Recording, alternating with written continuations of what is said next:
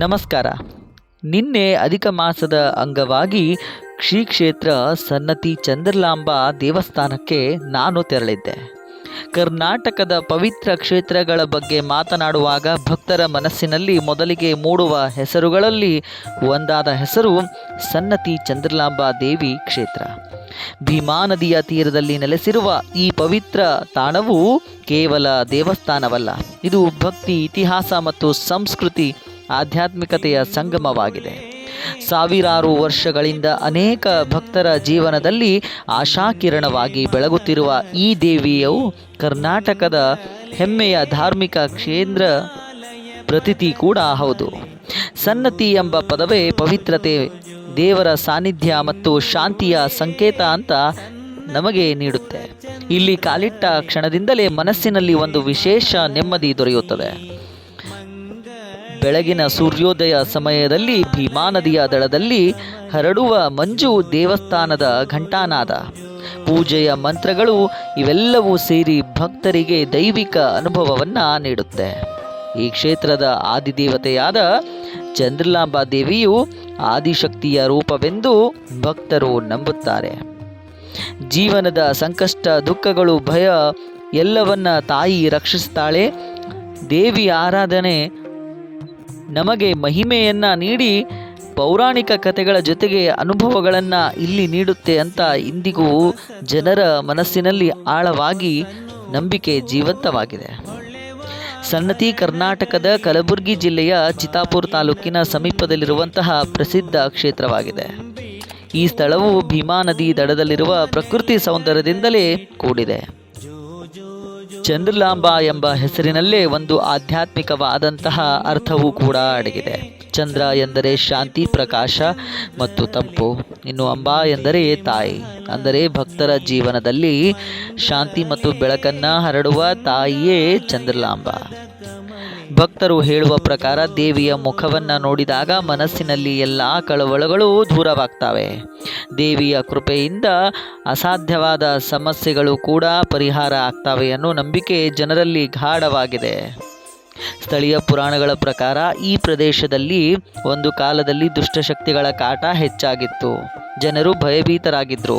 ಆಗ ಭಕ್ತರ ಪ್ರಾರ್ಥನೆಗೆ ಸ್ಪಂದಿಸಿದ ಆದಿಶಕ್ತಿಯು ಚಂದ್ರಲಾಂಬಾ ರೂಪದಲ್ಲಿ ಅವತಾರ ತಾಳಿ ದುಷ್ಟಶಕ್ತಿಯನ್ನು ಸಂಹರಿಸ್ತಾಳೆ. ಈ ವಿಡಿಯೋದ ಅಂತ್ಯದಲ್ಲಿ ಪುರೋಹಿತರು ಹೇಳಿರುವಂತಹ ಕಥೆಯನ್ನು ನೀವು ಖಂಡಿತವಾಗ್ಲೂ ಕೇಳಲೇಬೇಕು. ಇಂಗುಳೆಯಾದಂತಹ ಚಂದ್ರಲಾಂಬಾ ದೇವಿ ಹೆಸರನ್ನು ಪಡೆದ ಒಂದು ಪೌರಾಣಿಕ ಕಥೆಯನ್ನು ಈ ವಿಡಿಯೋದ ಅಂತ್ಯದಲ್ಲಿ ನಾನು ನೀಡಿರ್ತೇನೆ. ದೇವಿಯ ವಿಜಯದ ನಂತರ ಈ ಪ್ರದೇಶ ಪವಿತ್ರ ಕ್ಷೇತ್ರವಾಗಿ ಪ್ರಸಿದ್ಧವಾಯಿತು. ಜನರು ಇಲ್ಲಿ ದೇವಸ್ಥಾನ ನಿರ್ಮಿಸಿ ದೇವಿಗೆ ಆರಾಧಿಸಲು ಆರಂಭ ಮಾಡ್ತಾರೆ.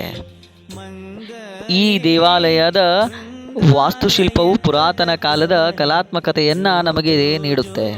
ಕಲ್ಲಿನ ಶಿಲ್ಪಗಳು, ಗೋಪುರ, ಅಲಂಕಾರ, ಕಂಬಗಳು ಹಾಗೂ ದೇವಿಯ ಮೂರ್ತಿ ಭಕ್ತರ ಮನಸ್ಸನ್ನು ಆಕರ್ಷಣೆಗೆ ಒಳಮಾಡುತ್ತೆ. ದೇವಸ್ಥಾನದ ಪ್ರತಿಯೊಂದು ಭಾಗವು ಪುರಾತನ ಕಲೆಯ ಸ್ಪರ್ಶ ನಮಗೆ ಕಾಣುತ್ತೆ. ದೇವಾಲಯದ ಒಳಭಾಗದಲ್ಲಿ ದೀಪಗಳ ಬೆಳಕು, ಪೂಜೆಯ ಸುವಾಸನೆ ಮನಸ್ಸಿನಲ್ಲಿ ವಿಶಿಷ್ಟ ಅನುಭವವನ್ನು ನಮಗೆ ನೀಡುತ್ತೆ. ಗರ್ಭಗುಡಿಯಲ್ಲಿ ದೇವಿಯ ದರ್ಶನ ಪಡೆಯುವಾಗ ಭಕ್ತರಲ್ಲಿ ಅತೀವ ಭಕ್ತಿ ಭಾವನೆ ಮೂಡಿ ಬರುತ್ತೆ. ಇನ್ನು ಭೀಮಾ ನದಿ ಈ ಕ್ಷೇತ್ರದ ಜೀವನಾಡಿಯಂತಿದೆ. ಈ ನದಿ ಕೇವಲ ನೀರಿನ ಮೂಲವಲ್ಲ, ಇದು ಭಕ್ತಿಯ ಸಂಕೇತ ಕೂಡ ಹೌದು. ನವರಾತ್ರಿ ಉತ್ಸವದಲ್ಲಿ ವೈಭವವನ್ನು ಕಾಣಬಹುದು. ಸನ್ನತಿ ಕ್ಷೇತ್ರದಲ್ಲಿ ಅತ್ಯಂತ ದೊಡ್ಡ ಉತ್ಸವವೆಂದರೆ ನವರಾತ್ರಿ. 9 ದಿನಗಳ ಕಾಲ ವಿಭಿನ್ನ ಅಲಂಕಾರದಲ್ಲಿ ದೇವಿಯು ಕಾಣ್ತಾಳೆ ಹಾಗೂ ಜನರು ಆರಾಧನೆಯನ್ನು ಮಾಡ್ತಾರೆ. ದೇವಸ್ಥಾನವು ವಿದ್ಯುತ್ ದೀಪಗಳು, ಹೂವುಗಳು, ಹಣ್ಣುಗಳು ಎಲ್ಲ ಸಾಂಪ್ರದಾಯಿಕ ಅಲಂಕಾರದಿಂದ ಕಂಗೊಳಿಸುತ್ತೆ. ಚಂದ್ರಲಾಂಬಾ ದೇವಸ್ಥಾನ ಭಕ್ತಿ ಮತ್ತು ಇತಿಹಾಸ ಸಂಸ್ಕೃತಿಯ ಸಂಗಮವಾಗಿರುವ ಪವಿತ್ರ ಕ್ಷೇತ್ರ ಅಂತ ಹೇಳ್ಬೋದು. ದೇವಿಯ ಕೃಪೆಯಿಂದ ಭಕ್ತರಿಗೆ ಮನಃಶಾಂತಿ, ಧೈರ್ಯ ಮತ್ತು ಆತ್ಮವಿಶ್ವಾಸ, ನಂಬಿಕೆ ಎಲ್ಲವೂ ಗಾಢವಾಗಿದೆ. ಭೀಮಾ ನದಿ ತೀರದಲ್ಲಿರುವ ಈ ಕ್ಷೇತ್ರವು ಪ್ರಕೃತಿ ಮತ್ತು ಸೌಂದರ್ಯ, ಆಧ್ಯಾತ್ಮಿಕೆಯ ಅನುಭವವನ್ನು ಒಂದೇ ಸ್ಥಳದಲ್ಲಿ ನೀಡುತ್ತೆ. ಅದರಿಂದ ಸನ್ನತಿ ಕ್ಷೇತ್ರವು ಕರ್ನಾಟಕದ ಪ್ರಮುಖ ದೇವಿಯ ಕ್ಷೇತ್ರ ಅಂತ ಪ್ರಸಿದ್ಧಿಯನ್ನು ಕೂಡ ಪಡೆದಿದೆ. ಈ ವಿಡಿಯೋದ ಅಂತ್ಯದಲ್ಲಿ ಅಲ್ಲಿರುವಂತಹ ಪುರೋಹಿತರು ನೀಡಿರುವಂತಹ ಕಥೆಯನ್ನು ನೀವು ಖಂಡಿತವಾಗ್ಲೂ ಕೇಳಬೇಕು ಅಂತ ಹೇಳ್ತಾ, ಸನ್ನತಿ ಕ್ಷೇತ್ರದ ಬಗ್ಗೆ ಈ ವಿಡಿಯೋದಲ್ಲಿ ನೀವೆಲ್ಲರೂ ವೀಕ್ಷಿಸಿ ದೇವಿಯ ಕೃಪೆಗೆ ಪಾತ್ರರಾಗಿ.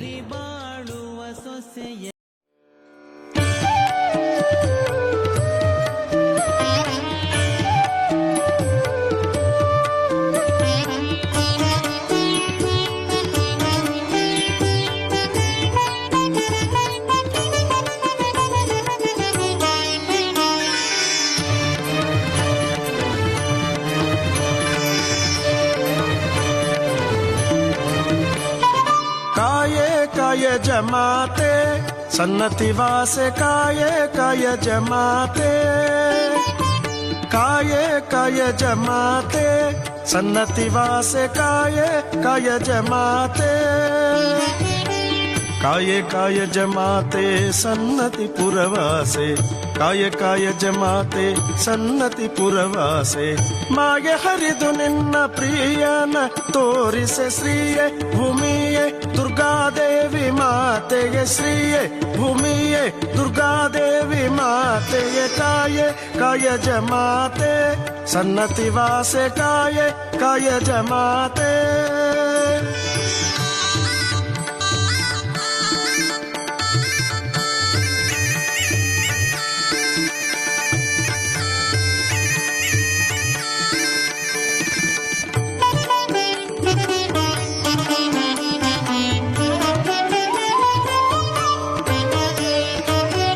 ಅಂಬುಜವದನೆಯೇ ಅಂಬುಜಾಕ್ಷಿಯೇ ಅಂಬುಜಕರ ಪಾದ ಅಂಬುಜ ನಮಸ್ಸವಿತ್ರೇ ಜಗದೇಕಚಕ್ಷೇ ಜಗತ್ಪ್ರಸೂತಿ ಸ್ಥಿತಿನಾಶಯತವೇ ತ್ರಯೀಮಯಾಯ ತ್ರಿಗುಣಾತ್ಮಧಾರಣೆ ನಿರಂಜನಾರಾಯಣ ಶಂಕರಾತ್ಮನೆ ಘನಕರ್ಣಂ ಗಿರಿಚರಣಂ ಯಮಭಯರಣಂ ಶಂಕಾಭರಣಂ ಪಂಚಬ್ರಹ್ಮಾಭರಣಂ ಗಣಂಗವಾಂ ಶ್ರೀ ಚಂದ್ರಲಾಚರಣಂ.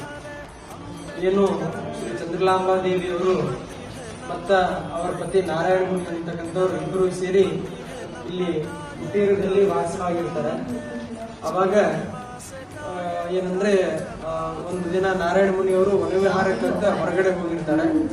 ಅವಾಗ ಸನ್ನಿಧಿಯ ರಾಜ ಸೀತರಾಜ ಅಂತ ಹೇಳಿ ಅವನು ಬೇಟೆಯಾಡ್ತಾ ಮೃಗಗಳನ್ನು ಬೇಟೆಯಾಡುತ್ತಾ ಇಲ್ಲಿ ದೇವಿಯವರ ಒಂದು ಕುಟೀರದತ್ತ ಬಂದು ನೋಡ್ತಾನೆ. ಅವಾಗ ಶ್ರೀ ಚಂದ್ರಲಾಂಬಾ ದೇವಿಯವರ ಸೌಂದರ್ಯ ನೋಡಿ ಅವನು ಮೋಹಿತ ಆಗ್ತಾನೆ. ಅವಾಗ ಏನಂದ್ರೆ ನೀ ನನ್ನ ಜೊತೆ ನನ್ನ ಅರಮನೆಗೆ ಬರ್ಬೇಕಂತ ಹೇಳ್ತಾನೆ. ಇಲ್ಲಪ್ಪ ನಂದು ಮದುವೆ ಆಗಿದೆ ಅಂತ ಹೇಳ್ತಾರೆ ಅಮ್ಮನವರು. ಆದ್ರೂ ಕೂಡ ಅವಾಗ ಕೇಳೋದಿಲ್ಲ, ಮೋಹದಿಂದ ಇಲ್ಲ ನೀನು ನನ್ನ ಜೊತೆ ನನ್ನ ಅರಮನೆಗೆ ಬರ್ಬೇಕು ಅಂತ ಹೇಳ್ತಾನೆ. ಅವಾಗ ಆಕಿ ದೇವಿ ಅವರಿಗೆ ಗೊತ್ತಾಗ್ತದೆ ಇವಾಗ ದುಷ್ಟ ಇದ್ದಾನೆ ಅಂತ ಹೇಳಿ. ಅವಾಗ ಆಯ್ತು ಸರಿ ಅಂತ ಹೇಳಿ ಅವ್ರೇನ್ ಮಾಡ್ತಾರೆ ಅಂದ್ರೆ ಚಂದ್ರಲಾಂಬಾ ದೇವಿಯವರು ನಂದೊಂದು ಅನುಷ್ಠಾನ ಅದ, ಅದನ್ನ ನನಗೆ ಅನುಷ್ಠಾನ ಮಾಡ್ಲಿಕ್ಕೆ ನೀನು ಅನುಕೂಲ ಮಾಡಿಕೊಟ್ರೆ ನಾನು ನಿನ್ನ ಅರಮನೆಗೆ ಬರ್ತೇನೆ ಅಂತ ಹೇಳ್ದೆ. ಏನು ಅಂತಂದಾಗ ನಂದು 41 ದಿನ ವ್ರತ ಅದ, ಆ ವ್ರತ ಮಾಡ್ಲಿಕ್ಕೆ ಏರ್ಪಾಡು ಮಾಡಿಕೊಟ್ರೆ ನಾನು ಅದಾದ್ಮೇಲೆ ನಿನ್ನ ಅರಮನೆಗೆ ಬರ್ತೇನೆ ಅಂತ ಹೇಳ್ತಾರೆ. ಆಯ್ತು ಸರಿ ಅಂತಂದು ಆ ಸೇತುರಾಜ್ ಏನ್ ಮಾಡ್ತಾನೆ ಅಂದ್ರೆ ತನ್ನ ಅರಮನೆ ಮುಂದಿರ್ತಕ್ಕಂತಹ ಒಂದು ಸೋಮೇಶ್ವರ ದೇವಸ್ಥಾನ, ಆ ದೇವಸ್ಥಾನದಲ್ಲಿ ಅವನು ಎಲ್ಲ ಏರ್ಪಾಡು ಮಾಡಿಕೊಡ್ತಾನೆ. ಅವಾಗ ದೇವಿಯವರು ಹೇಳ್ತಾರ ಎಲ್ಲ ವ್ರತವನ್ನು ಮಾಡ್ಲಿಕ್ಕೆ ಏರ್ಪಾಡು ಮಾಡಿಕೊಟ್ಟು ನಾನು 41 ದಿನ ನನಗೆ ಯಾವುದೇ ಡಿಸ್ಟರ್ಬೆನ್ಸ್ ಇಲ್ಲ ಅಂದಂಗೆ ನೋಡ್ಕೊಂಡು ಹೇಳ್ತಾರೆ. ಆಯ್ತು ಸರಿ ಅಂತ. ಅವಾಗ ನಾರಾಯಣ ಮುನಿಯವರು ಗಂಡ ನಾರಾಯಣ ಮುನಿ ಚಂದ್ರಲಾಂಬಾ ದೇವಿಯವರು ಗಂಡ ಬಂದು ನಾರಾಯಣ ಮುನಿಯವರು ಕುಟೀರದಲ್ಲಿ ನೋಡ್ತಾರೆ. ಅವಾಗ ಚಂದ್ರಲಾಂಬಾ ದೇವಿಯವರು ಇಲ್ಲಿ ಇರೋದಿಲ್ಲ. ಅವಾಗ ಅವರಿಗೆ ದೃಷ್ಟಾಂತ ಆಗ್ತದೆ ಸ್ವಪ್ನದಲ್ಲಿ ಹಿಂಗ ಸೇತುರಾಜ ಅಂತಕ್ಕಂಥ ರಾಜ ಅಪಹರಣ ಮಾಡಿದ್ದಾನೆ ಅಂತಂದಾಗ ಅವಾಗ ಅವ್ರು ಏನ್ ಮಾಡ್ತಾರೆ ಅಂದ್ರೆ ಅವಾಗ್ಲಿಂದನೂ ಬಂದ ಸಂಪ್ರದಾಯ ಏನಂತಂದ್ರೆ ವಾಡಿಕೆ ಏನಾದ್ರೂ ಒಂದು ಸಮಸ್ಯೆ ಬಂದ್ರೆ ಅವ್ರ ಕುಲದೇವತೆ ಹೋಗೋದು ವಾಡಿಕೆ. ಅದರಂತೆ ಅವ್ರು ಏನ್ ಮಾಡ್ತಾರೆ ಅಂದ್ರೆ ಅವರು ತಮ್ಮ ಚಂದ್ರಲಾಂಬಾದೇವಿ ಮತ್ತು ನಾರಾಯಣ ಮುನಿ ಇಬ್ಬರು ಕುಲದೇವತೆ ಯಾರು ಅಂತಂದ್ರೆ ಹಿಂಗುಳಾಂಬ ಅಂತ ಬಲೂಚಿಸ್ತಾನದಲ್ಲಿ, ಅದು ಹಿಂಗಳಾಚ ಅಂತ ಶಕ್ತಿಪೀಠ. ಆ ಬಲೂಚಿಸ್ತಾನದಲ್ಲಿರುವಂತ ಹಿಂಗಳಾಂಬ ದೇವಿಯವರ ಬಳಿ ಹೋಗಿ, ಹಿಂಗಮ್ಮ ನನ್ನ ಪತ್ನಿಯನ್ನ ಸೇತುರಾಜಕ್ಕಂತ ದೊಡ್ಡ ರಾಜ ಅಪಹರಣ ಮಾಡಿದ್ದಾನ, ನಾನು ಬಡ ಬ್ರಾಹ್ಮಣ ಇದ್ದೀನಿ, ನಾನು ಇಂಥ ಜಪ ತಪಗಳಲ್ಲಿ ನಿರತ ಆಗಿದ್ದೆ, ಅವನು ಇದ್ದಾನ ಕೃಪ ಅಂದ್ರೆ ರಾಜ ಇದ್ದಾನ, ನಾನು ಏನ್ ಮಾಡ್ಲಿಕ್ಕೆ ಆಗೋದಿಲ್ಲ, ಮತ್ತೆ ನೀವು ಹೆಂಗ್ ಮಾಡ್ಬೇಕು ಅಂತ ದೇವಿಯವರಲ್ಲಿ ಕೇಳಿದಾಗ ಅವಾಗ ದೇವಿ ಹೇಳ್ತಾರ, ಇಲ್ಲಪ್ಪ ಸರಿ ನಿನ್ನ ಕಷ್ಟಕ್ಕೆ ಸ್ವತಃ ನಾನೇ ಬರ್ತೀನಿ, ಏನಂದ್ರೆ ಒಂದು ಷರತ್ತಿನ ಮೇಲೆ ನಾ ಬರ್ತೀನಿ ಅಂತ ಹೇಳ್ತಾರೆ. ಏನು ಷರತ್ತು ಅಂತಂದಾಗ ನೀನು ಮುಂದೆ ಹೋಗ್ತಾ ಇರಬೇಕು, ನಾನು ಹಿಂದೆ ಬರ್ತಾ ಇರ್ತೀನಿ, ನಾನು ಗೆಜ್ಜೆ ಶಬ್ದ ಕೇಳಿಸ್ಕೊಂಡು ನೀನು ಮುಂದೆ ಹೋಗ್ತಾ ಇರಬೇಕು, ತಿರುಗಿ ನೋಡಿದ್ರೆ ನಾ ಅಲ್ಲೇ ನಿಂತು ಬಿಡ್ತೀನಿ ಅಂತ ಹೇಳ್ತಾರೆ. ಆಯ್ತಮ್ಮ ಸರಿ ಅಂತ ಅಂದಾಗ ಅವರು ಬಲೂಚಿಸ್ಥಾನದಿಂದ ಇಲ್ಲಿ ಹೊನಗುಂಟಿ ತನಕ ಬರ್ತಾರೆ. ಆ ಹೊನಗುಂಟಿ ಹತ್ರ ಅಲ್ಲಿ ತನಕ ಬರುವಾಗ ಅವ್ರು ತಿರುಗಿ ನೋಡಿರೋದಿಲ್ಲ. ಅವಾಗ ಅಲ್ಲಿ ಬಂದಾಗ ಭೀಮಾ ಮತ್ತು ಕಾಗಿಣಿ ನದಿ ಸಂಗಮ ಆಗ್ತದೆ ಅಲ್ಲಿ ಹೊನಗುಂಟಿಯಲ್ಲಿ. ಆ ಸಂಗಮ ಆದಾಗ ಏನಂತಂದ್ರೆ ಆ ನೀರು ಹರಿಯುವ ಶಬ್ದಕ್ಕೆ ಗೆಜ್ಜೆ ಶಬ್ದ ಕೇಳಿಸೋದಿಲ್ಲ. ನೀರು ಹರಿಯುವ ಶಬ್ದಕ್ಕೂ ಅಥವಾ ನೀರು ಕಾಲ್ಗೆಜ್ಜೆ ನೀರಲ್ಲಿ ಮುಳುಗಿದ್ರು. ಅವಾಗ ಅವರು ಬರ್ಲಿಕ್ಕತ್ತಾರ ಇಲ್ಲ ಅಮ್ಮ ಅವರು ಅಂತ ಹೇಳಿ ಹಿಂದಕ್ಕೆ ತಿರುಗಿ ನೋಡ್ಬಿಡ್ತಾರೆ. ಅವಾಗ ಅವರು ಹಿಂಗುಳಾಂಬ ದೇವಿಯವರು ಅಲ್ಲೇ ನಿಂತ್ಕೊಂಡ್ಬಿಡ್ತಾರೆ. ಆಗ ನಿಂತ್ಕೊಂಡಾಗ ಅವರು ನಾರಾಯಣ ಮುನಿಯವರು ಪ್ರಶ್ನೆ ಮಾಡ್ತಾರೆ, ಮುಂದೆ ಹೆಂಗಮ್ಮ ಮತ್ತೆ ನನ್ನ ಸಮಸ್ಯೆ ಅಂದಾಗ ಅವಾಗ ದೇವಿಯವರು ಹೇಳ್ತಾರೆ, ಇಲ್ಲಪ್ಪ ಏನಂದ್ರೆ ನೀನು ರಾಮ ಆಗಿದ್ದಿ, ಹಿಂದಿನ ಜೀವನದಲ್ಲಿ ರಾಮ ಆಗಿದ್ದಿ, ಹಾಗೆ ಚಂದ್ರಲಾಂಬ ದೇವಿ ಸೀತಾದೇವಿ ಆಗಿದ್ದು, ಅದೃಷ್ಟ ಸೇತುರಾಜ ರಾವಣ ಆಗಿದ್ದ, ಅವನನ್ನ ಸಂಹಾರ ಮಾಡ್ಲಿಕ್ಕೋಸ್ಕರ ಚಂದ್ರಲಾಂಬ ದೇವಿಯಾಗಿ ಅವತಾರ ತಾಳಿ ಬಂದಾರ ಅಂತ. ಅವಾಗ ಮತ್ತೆ ಮುಂದೆ ಹೆಂಗಮ್ಮ ಅಂತಂದ್ರೆ ನಾನು ಒಂದು ಪೂರ್ಣ ಫಲ ಕೊಡ್ತೀನಿ, ಆ ಪೂರ್ಣ ಫಲವನ್ನ ತಗೊಂಡು ಹೋಗಿ ನೀನು ಆ ಸೇತರಾಜನ ಅರಮನೆ ಮುಂದೆ ಹೊಡಿ ಅಂತ ಹೇಳ್ತಾರೆ. ಅವರು ಆಯ್ತಮ್ಮ ಸರಿ ಅಂತಂದು ಆ ಪೂರ್ಣ ಫಲ ತಗೊಂಡು ಅವರು ಇದ್ರ ಕಡೆ ಬರ್ತಾ ಇರ್ತಾರೆ. ಅವರ ಸೇತನ ಸೋಮೇಶ್ವರ ದೇವಸ್ಥಾನ. ಆ ಸೋಮೇಶ್ವರ ದೇವಸ್ಥಾನದಲ್ಲಿ ಬಂದಾಗ ಅವ್ರು ಕರೆಕ್ಟಾಗಿ 41 ದಿನ ಅವ್ರದ್ದು ಪೂರ್ಣ ಆಗಿರ್ತಾರೆ ಅನುಷ್ಠಾನ. ಆದಾಗ ಅವ್ರು ಏನ್ ಮಾಡ್ತಾರೆ ಅಂದ್ರೆ ಅನುಷ್ಠಾನ ಕೂತಲ್ಲಿಂದೇ ಚಂದ್ರಲಾಂಬ ದೇವಿಯವರು ಒಂದು ದೇಹ ರೂಪ ಇದನ್ನು ಮಾಡಿ ಭೃಂಗಿ ರೂಪ ಧಾರಣೆ ಮಾಡ್ತಾರೆ. ಭೃಂಗಿ ಒಳಗೆ ಕಪ್ಪನ ಒಳಗೆ ಬರ್ತಾವಲ್ಲ ಆ ರೂಪದಲ್ಲಿ ಧಾರಣೆ ಮಾಡಿ ಆ ಪೂರ್ಣ ಫಲದಲ್ಲಿ ಒಳಗೆ ಹೋಗ್ತಾರೆ. ಆ ಪೂರ್ಣ ಫಲ ತಗೊಂಡು ಅರಮನೆ ಮುಂದೆ ಹೊಡೆದಾಗ ಆ ಪೂರ್ಣ ಫಲ 5 ಭೃಂಗಿ ಒಳಗಳು ಬರ್ತವೆ. 5ಕ್ಕೆ 100, 100ಕ್ಕೆ 1000 ಲಕ್ಷ ಆಗಿ 5ಕ್ಕೆ 100 ಲಕ್ಷ ಆಗಿ ಆ ಸೇತರಾಜನನ್ನ ಸಂಹಾರ ಮಾಡ್ತಾರೆ. ಅವನು ಎಲ್ಲೇ ಹೋದ್ರೂ ಕೂಡ ಬಿಡೋದಿಲ್ಲ. ಕೊನೆಗೆ ಅವನು ನೀರಲ್ಲಿ ಮುಳುಗ್ತಾನೆ. ಮುಳುಗಿದ್ರು ಕೂಡ ಅವನಿಗೆ ಅಲ್ಲೇ ಪಾತಾಳಕ್ಕೆ ತುಳಿದು ಸಂಹಾರ ಮಾಡ್ತಾರೆ. ಅದಾದ್ಮೇಲೆ ಆ 5 ಭೃಂಗಿ ಹುಳುಗಳು ಬಂದು ಇಲ್ಲಿ ಅಮ್ಮನ ಪಾದದಲ್ಲಿ ಗುಪ್ತ ಆಗ್ತಾರೆ. ಒಂದು ಪಾದದಲ್ಲಿ 2 ಭೃಂಗಿ ಹುಳುಗಳು ಮತ್ತು ಇನ್ನೊಂದು ಪಾದದಲ್ಲಿ 3 ಭೃಂಗಿ ಹುಳುಗಳು ಸೇತರಾಜನ ಸಂಹಾರ ಮಾಡಿಕೊಂಡು ಇಲ್ಲಿ ಗುಪ್ತ ಆಗ್ತಾರೆ. ಇಲ್ಲಿ ಇರೋದು ಉದ್ಭವ ಪಾದಕ ಮತ್ತು ಉದ್ಭವ ಮೂರ್ತಿ. ಚಂದ್ರಲಾಂಬ ದೇವಿಯವರು ಉಸುಕಿನಲ್ಲಿ ಉದ್ಭವ ಆಗಿದ್ದು ಉದ್ಭವ ಮೂರ್ತಿ. ಮತ್ತದಾದ್ಮೇಲೆ ಶಂಕರಾಚಾರ್ಯರು ಕೂಡ ಇಲ್ಲಿ ಶ್ರೀಚಕ್ರ ಯಂತ್ರ ಸ್ಥಾಪನೆ ಮಾಡಿದ್ದಾರೆ. ದೇವಿಯ ಏನಂದ್ರೆ ಚಂದ್ರಲಾಂಬ ದೇವಿಯವರ ಒಂದು ಮೂರ್ತಿ, ಮಧ್ಯದಲ್ಲಿ ಶ್ರೀಚಕ್ರ ಶಂಕರಾಚಾರ್ಯರು ಸ್ಥಾಪನೆ ಮಾಡಿದ್ರು. ಮತ್ತೆ ಈ ಕಡೆ ದುರ್ಗಾದೇವಿ ಮೂರ್ತಿ. ಹಿಂಗ ಅಮ್ಮನವರು ಇಲ್ಲಿ ವಿಶೇಷ ಏನಂತಂದ್ರೆ ರಜಸ ತಮಸ ಸತ್ವಗಳು 3 ರೂಪದಲ್ಲಿ ದೇವಿ ಇದ್ದಾರೆ. ಏನಂದ್ರೆ ದುಷ್ಟರನ್ನ ಶಿಕ್ಷಣ ಮಾಡ್ಲಿಕ್ಕಾಗಿ ಕಾಳಿಕಾದೇವಿ ಅವತಾರ, ಶಿಷ್ಟರನ್ನ ರಕ್ಷಣೆ ಮಾಡ್ಲಿಕ್ಕಾಗಿ ಲಕ್ಷ್ಮೀ ದೇವಿ ಅವತಾರ, ಮತ್ತು ವಿದ್ಯೆ ಮತ್ತು ಜ್ಞಾನದಾಯಕನಾಗಿ ಸರಸ್ವತಿ ಅವತಾರ. 3 ರೂಪದಲ್ಲಿ ಇಲ್ಲಿ ನೆಲೆಸಿದ್ದಾರೆ. ಮತ್ತು ವಿಶೇಷ ಏನಂದ್ರೆ ಇಲ್ಲಿ ಚಂದ್ರಾಂಬಾ ದೇವಿಯವರ ಗರ್ಭಗುಡಿ ಏನದ ಅದು ಪೂರ್ತಿ ಕೆಳಗಿನಿಂದಾನೇ ಮೇಲಿನ ತನಕ ಶ್ರೀಚಕ್ರ ಆಕಾರದಲ್ಲಿ ಅದ. ಮತ್ತು ಇಲ್ಲಿ ಮಾರ್ಕಂಡೇಶ್ವರ ಮಹಾಮುನಿಗಳ ದೇವಸ್ಥಾನ ಕೂಡ ಅದ.